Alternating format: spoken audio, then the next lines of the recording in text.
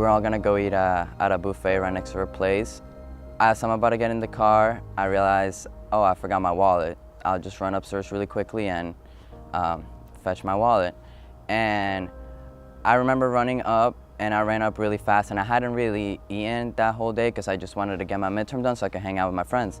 And I remember, you know, feeling the symptoms, heartburn, really, really bad chest pain. Honestly, it kind of almost feels like you're drowning because you can't gasp your breath no matter how much you're trying to breathe. And you feel your heart beating out of your chest and nothing that you can really do to stop it. Then we're by the car, we're waiting like a minute or so, and we're just like, what's taking him so long? So I go upstairs, I'm like expecting him to be in the bathroom or something. I walk in and then I hit the door, I open it and then it hits something and I'm like, what am I hitting? I couldn't open the door all the way. I had to kind of squeeze through. And I look down and I just see him there. And I was like, oh my God, I can't believe this is actually happening. And then right away I was like, okay, I gotta do something or else he's gonna die.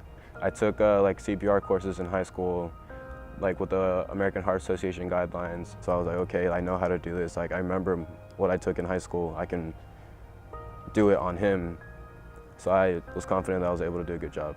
I was working in the cath lab that day and I got a call from Dr. GIOVE who said we have a college student in the emergency room who had cardiac arrest in the field, required defibrillation by EMS, and they brought him in the emergency room. He's intubated, unresponsive.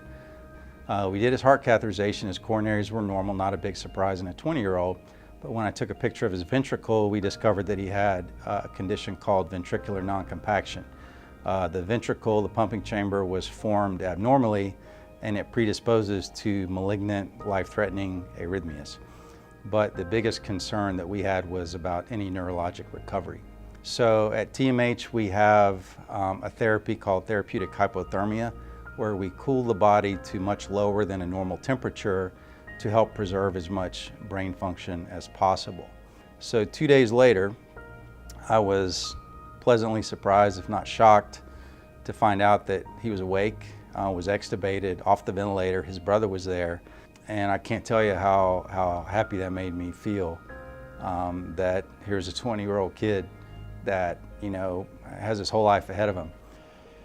I do believe that he was very lucky that he had no neurological damage. And after a few days, and with all the support of his family, he had a beautiful family, we were able to extubate him, and he was able to regain conscious.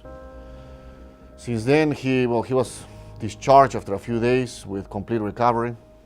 Although because of his event, he had to have a defibrillator, which was placed by Dr. BAVIKATI. The defibrillator that he has is an automatic device which monitors his heart rhythm 24/7. And in the case of recurrence of an abnormally fast or dangerous heart rhythm, it is capable of automatically shocking his heart back to normal rhythm. And Miguel has had life-saving shocks since the device has been implanted. For this reason, the theme of the event is fire and ice, because Miguel received defibrillation, which is the fire, and then he received the ice, which is therapeutic hypothermia.